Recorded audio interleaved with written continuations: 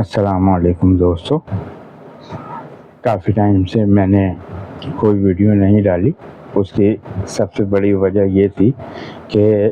مجھے انتظار تھا کہ جو میں نے پچھلی ویڈیو میں سوال پوچھا تھا، اگر آپ لوگوں نے میری ویڈیو دھیان سے دیکھی ہو تو یا سنی ہو تو، کہ آل عمران سورت کا نام آل عمران کیوں ہے،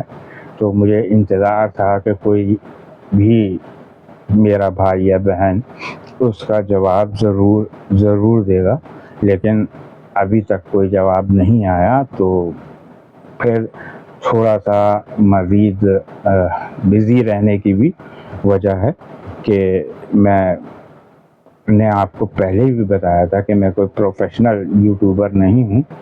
تو اس وجہ سے بھی ویڈیو ڈالنے میں تھوڑا لیٹ ہو جاتا ہے، لیکن آگے سے انشاءاللہ اگر اللہ کو میرے ذریعے جو علم آپ لوگوں تک پہنچانا مقصود ہے تو وہ ضرور ہوئے گا، اس بات میں کوئی دو رائے نہیں ہے۔ اور ان ویڈیوز کو بنانے کا سب سے بڑا جو ریزن ہے وہ یہ ہے کہ جب ہم جو جمعے کے خطبوں میں ہمیں ہمارے امام صاحب اور جو جماعتوں کے اندر ہمارے جو اس کے لیڈر ہوتے ہیں جماعت کے، وہ ہمیں نہیں بتاتے، وہ باتیں میں آپ لوگوں تک پہنچاؤں۔ اب آپ لوگوں نے عمران نام تو کافی سنا ہوگا اور سورہ آل عمران بھی کافی بار پڑھی ہوگی، لیکن کبھی یہ نہیں سوچا کہ عیسیٰ علیہ السلام کا نام سنا ہے، موسیٰ علیہ السلام کا نام سنا ہے، اور بھی بہت سے نبیوں کے نام سنے ہیں۔ تو یہ آل عمران یعنی کہ یہ تو آپ سمجھ سکتے ہیں کہ آل عمران یعنی کہ عمران کی اولاد۔ تو عمران کی اولاد کے بارے میں کون تھے وہ عمران کے جن کے نام پر یہ سورت کا نام رکھا گیا؟ تو آپ کو میں بتانا چاہوں گا کہ وہ آل عمران جو تھے وہ عیسیٰ علیہ السلام کے نانا اور بنی اسرائیل میں سے تھے، جن کی بیٹی مریم تھیں رضی اللہ تعالیٰ عنہ، اور عیسیٰ علیہ السلام ان کے نواسے تھے۔ اسی لیے اس پوری صورت کے اندر آپ کو جو ذکر ملے گا وہ انہیں سب سے ریلیٹڈ ملے گا، اگر ٹرانسلیشن آپ پڑھتے ہیں یا عربی کی ٹرانسلیشن جانتے ہیں۔ دوسری بات، آج کے لیے آپ کے لیے ایک سوال ہے، اگر آپ لوگ جواب دیں تو مجھے بہت خوشی ہوگی، کہ کیا اندھیرے کا ہونا اجالے کا نہیں ہونا ہے؟ مطلب رات، اس بات کا مقصد ہے کہ سورج نہیں ہونے کا مطلب کیا رات ہے؟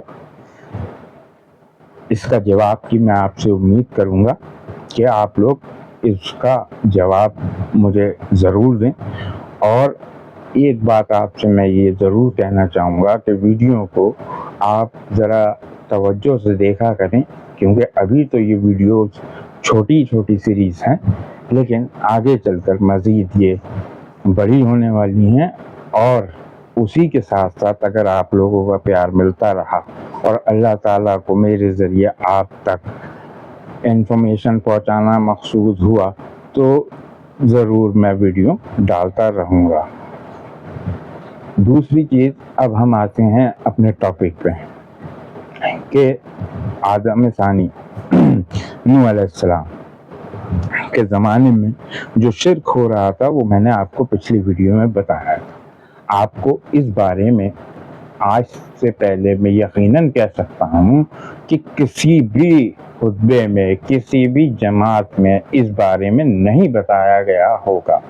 کیونکہ یہیں پہ ایکسپلین کرنے میں ہمارے مولانا فیل ہو جاتے ہیں۔ جب ہمارے امام کسی نان مسلم سے جب بات کرتے ہیں تو وہ یہاں پر فیل ہو جاتے ہیں کہ سائنس تو کچھ اور کہہ رہی ہے، جو آرٹیفیکٹس مل رہے ہیں وہ تو کچھ اور کہہ رہے ہیں، اور قرآن آپ کا کچھ اور کہہ رہا ہے۔ لیکن ایسا نہیں ہے، قرآن اور آرٹیفیکٹ اللہ تعالیٰ نے تو خود قرآن میں کہا ہے کہ ہم ان کی نشانیوں کو زندہ رکھیں گے جن بستیوں پر ہم نے عذاب ڈھایا، تاکہ وہ تم لوگوں کے لیے عبرت کا باعث بنے۔ اس کو دیکھ کر کے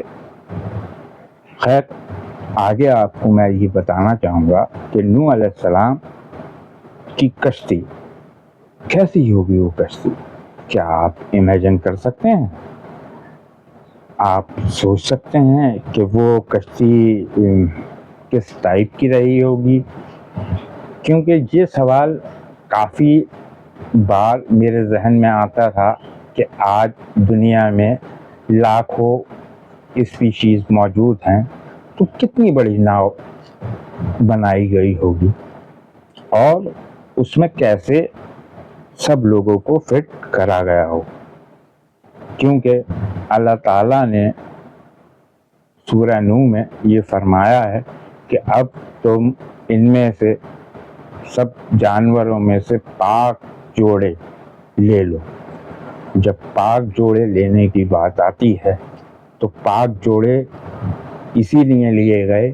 کہ وہ آگے چل کے افزائش نسل جو چلے وہ پاک چلے. اور اس میں جو ان کے ساتھ کشتی پر سوار تھے لوگ، مختصر بات یہ ہے کہ وہ کشتی 3 حصوں میں بنی ہوئی تھی اور اس کا جو ذکر ہمیں ملتا ہے وہ یہ بھی ملتا ہے کہ وہ جودی پہاڑ پر جا کر رکی تھی جو کہ ترکی کے بارڈر کے پاس موجود ہے. اور آج وہاں پر وہ کشتی ڈھونڈ لی گئی ہے اور جگہ بھی ڈھونڈ لی گئی ہے وہ، اور اس کشتی کے اندر 3 لیئرز موجود ہیں، یعنی کہ وہ 3 منزلہ ایک کشتی ہے. ایسا نہیں ہے کہ وہ 1 منزلہ کشتی ہو. اور حدیثوں کے ذریعے اور ہمیں یہ جانکاری ملتی ہے کہ اس میں سب سے آخر میں چڑھنے والا جانور گدھا تھا اور سب سے جو جانور جس سے خوف تھا اس کے وہ شیر تھا جس کو بخار آ گیا تھا، اور اسی وجہ سے لوگوں کے اندر خوف اور دہشت نہیں ہوئی. لیکن کیا آپ جانتے ہیں کہ اتنی اسپیشیز کو اگر آپ ایک کشتی پر رکھیں گے تو کیسے رکھ سکتے ہیں؟ کیا آپ نے کبھی یہ سوچا؟ اب آپ یہ سوچ رہے ہوں گے کہ اس بات کا ہمارے مستقبل سے کیا معاملہ ہے. اگر میں ویڈیو ابھی لمبی نہیں کرنا چاہ رہا ہوں کیونکہ آپ لوگ بور نہ ہوں میری ویڈیو دیکھتے ہوئے، اسی لیے میں آپ لوگوں سے یہی کہنا چاہوں گا کہ وہ بلڈنگ، وہ ناؤ جو تھی وہ 3 حصوں میں موجود تھی. سب سے نیچے اس میں درندوں کو رکھا گیا تھا، بیچ میں انسانوں کو رکھا گیا تھا اور سب سے اوپر پرندوں کو رکھا گیا تھا. اور 7 راتیں اور 8 دن بارش جب ہوتی رہی اور زمین کے سوتے پھوٹ پڑے تو کچھ اسلامک اسکالرس کا ماننا یہ تھا کہ وہ جو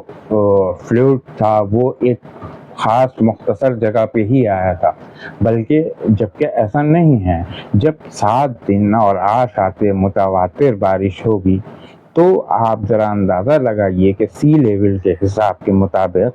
آپ کہاں سے کہاں پہنچ جائیں گے. ایسا تو نہیں ہے کہ سی لیول وہیں رہے گا جہاں پر ہے، سی لیول تو کنٹینیو بڑھتا رہے گا. اور اس میں قرآن میں صاف صاف لکھا ہوا ہے کہ ہم نے آسمان سے بھی کہہ دیا کہ تم برس پڑو اور زمین سے بھی کہہ دیا کہ تم اپنے سوتوں کو کھول دے، تو اس سے پانی ابل پڑا. اور اس کے بعد پھر آگے ہمیں قرآن میں ہی اس بات کا ذکر ملتا ہے کہ اس میں یہ کہا گیا کہ پھر ہم نے زمین سے کہا کہ تو اپنے پانی کو نکل جا، اور پھر کشتی وہ جا کے جودی پہاڑ پر رکی. اس جودی پہاڑ پہ جو ملی ہے کشتی، میں اس کی پک بھی آپ کو دکھاؤں گا. اور دوسری چیز یہ ہے کہ اس میں چائنیز سائنٹسٹوں نے جا کے ابھی کچھ ریسرچ کری ہے، وہ ریسرچ پیپر بھی میں آپ کے ساتھ شیئر کروں گا، اگر ہو سکے تو پڑھنا آپ یا دیکھ لینا نیٹ پر سرچ کر کے. دوسری چیز جو میں آپ کو بتانا چاہ رہا تھا وہ یہ ہے کہ نوح علیہ السلام کی کشتی میں جو 3 بلڈنگیں تھیں اس میں بھی اگر ہم سوچیں تو درندوں کی ساری اسپیشیز آنا ناممکن سی بات ہے، اور پرندوں کی بھی ساری اسپیشیز آنا ناممکن سی بات ہے، چاہے وہ کشتی کتنی بھی بڑی ہو۔ جتنے لاکھ اسپیشیز آج دنیا میں ہیں اتنی جینس کی سمجھ دی تھی،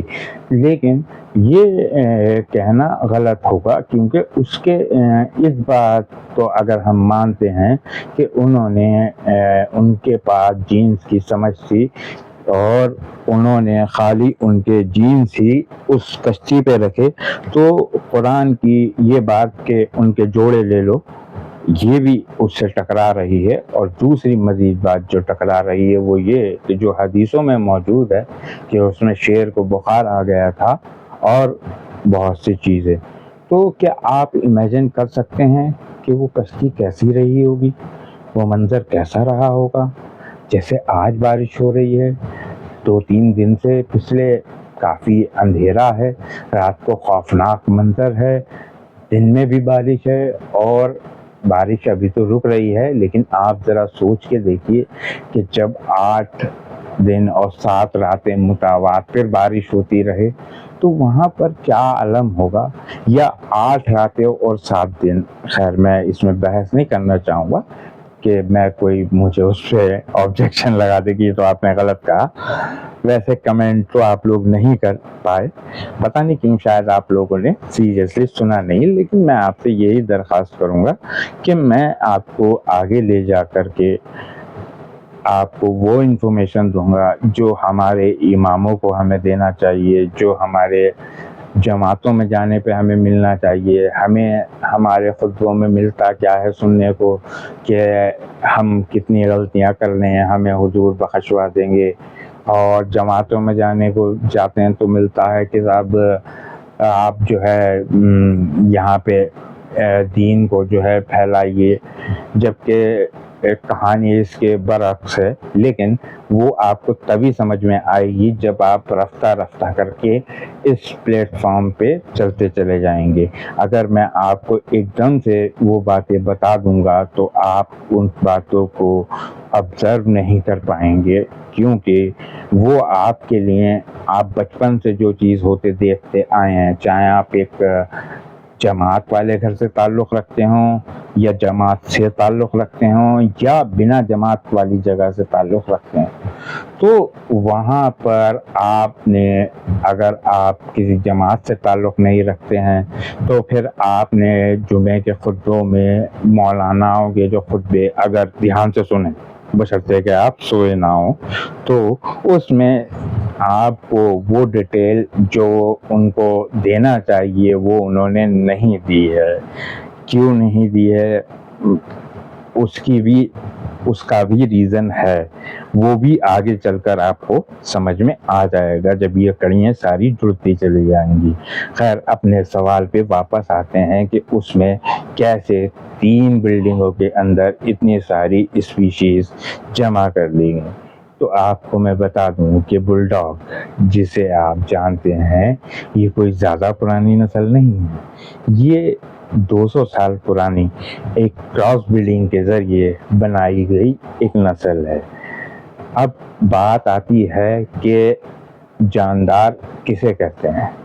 اور اس پر کون سے جاندار موجود تھے۔ ایک ہوتے ہیں ایک خلیے والے جاندار، جیسے کہ امیبا اور مختلف ٹائپ کے بیکٹیریا، تو ان کو جہاز پر آنے کی کوئی ضرورت نہیں تھی کشتی پر۔ دوسرے ہوتے ہیں 2 خلیوں والے، جیسے کہ آپ کے اس سے بڑے بیکٹیریا اور کافی ٹائپ کے جیلی فش وغیرہ، تو ان کو بھی اس کشتی پر آنے کی ضرورت نہیں تھی۔ تیسرے ہوتے ہیں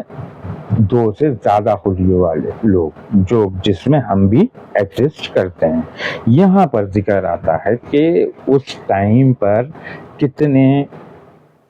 جانوروں کو اور کتنے ٹائپ کے لوگوں کو اور کتنے ٹائپ کے پرندوں کو لیا گیا ہوگا۔ تو سب سے مین بات یہ ہے کہ وہاں پر اگر آپ دھیان سے دیکھیں گے تو کیٹ فیملی ایک الگ فیملی ہے، اس کے اندر ایک الگ نسل ہے چاہے وہ کتنی بھی ہوں، اور ڈاگ فیملی ایک الگ فیملی سے رشتہ رکھتی ہے۔ اب جیسے کہ کیٹس میں مختلف ٹائپ کے کیٹس ہوتی ہیں، جیسے ڈاگ میں پمیلین ہوتا ہے، بل ڈاگ ہوتا ہے، اور ہائیبریڈ ہوئے آج کل تو بہت سے آ رہے ہیں، اور کیٹ میں وہ آج کل چلتی ہے نا، کیا بولتے ہیں یار، پھر سے بھول گیا، ارے بڑے والے بالوں والی کیٹ یار، جو نام بھی ہے فی الحال۔ بہرحال خیر بات یہ ہے کہ یہ کیٹ فیملی سے بلانگ کرتے ہیں، وہ ڈاگ فیملی سے بلانگ کرتے ہیں، اور جب جوڑے لیے گئے تو جوڑے لینے کا مقصد یہی تھا کہ ایک جوڑا نہیں، جوڑے یعنی کہ ہر ایک فیملی سے اللہ تعالیٰ نے نوح علیہ السلام کو اس بات کا ضرور علم عطا کر دیا تھا کہ کشتی کیسے بنائی جائے، دوسری چیز کون سی اسپیشیز کشتی میں رکھنا ہے، اور کون سی اسپیشیز کون سی فیملی سے بلانگ کرتی ہے، اس بات کا پختہ یقین ہے مجھے۔ اور اس کی وجہ یہ ہے کہ انہوں نے انہی فیملیز کے جانوروں کے جوڑے رکھے، یعنی کہ ایک سے زیادہ، خالی دو جوڑے، یعنی کہ دو نر اور دو مادہ، تاکہ کراس بریڈنگ ہونے کے بعد اس میں آگے چل کے مختلف افزائش نسل ہو سکے۔ اسی طرح انہوں نے جو اپنے اس پہ ایمان لانے والے لوگ سوار تھے، وہ بھی جب کشتی رکی جا کے جودی پہاڑ پہ، جو آج کے دور میں دریافت ہو چکی ہے، اور اس کے جو مین بات ہے کہ ان کی اولاد جو تھی وہ کون، وہ ہوئیں حام، سام اور یافس۔ میں آپ کو ایک بات یہاں پر بتاتا چلوں کہ یاجوج اور ماجوج یافس کی قوم سے ہیں، یہ بات آپ کو مزید یاد رکھنا ہے، تبھی آپ کو بہت کچھ سمجھ میں آگے آئے گا۔ اس بات کو اچھے طریقے سے آپ یاد کر لیے کہ یاجوج اور ماجوج یافس کی قوم سے ہیں، اور حام کی نسل اور سام کی نسل سے اور نسلیں چلیں، اور دنیا میں مختلف ٹائپ کے لوگ پھیلے، پھر ان میں شرک آتے چلے گئے، اور پھر اللہ کے عذاب بھی ویسے آتے چلے گئے اپنے قانون کے مطابق۔ لیکن یاجوج ماجوج کا کیا ہوا، اس بارے میں ہم جاننے کے لیے اگلی قسط میں ملتے ہیں انشاءاللہ، اور میں آپ لوگوں سے ضرور جواب کا انتظار کروں گا۔ جو میں نے آپ سے سوال پوچھا ہے، آپ ہو سکے تو جواب دیں، کیونکہ مجھے اس سے اچھا لگتا ہے اور محسوس بھی ہوتا ہے کہ آپ لوگ ویڈیوز دھیان سے دیکھ رہے ہیں۔ بہرحال اپنی دعاؤں میں مجھے یاد رکھیے۔ آپ کا دوست، آپ کا بھائی انوار علی۔ السلام علیکم، اللہ حافظ۔